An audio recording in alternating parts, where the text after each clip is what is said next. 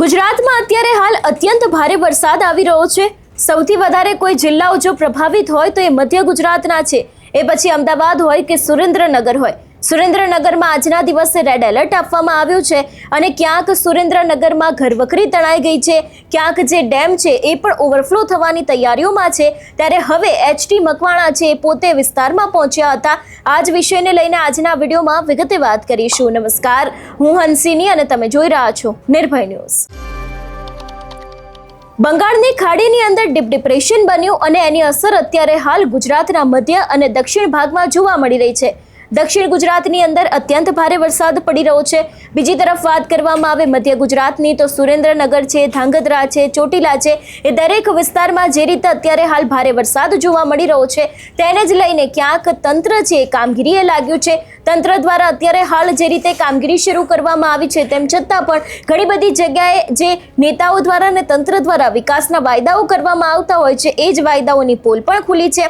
વાત કરવામાં આવે સુરેન્દ્રનગરની તો એક ડેમ છે તે ઓવરફ્લો થવાની તૈયારીમાં હતો અને એ જ જગ્યાએ હવે એચટી મકવાણા છે એ પણ પહોંચ્યા હતા। સૌથી પહેલા તો એ દ્રશ્ય ઉપર નજર કરીએ।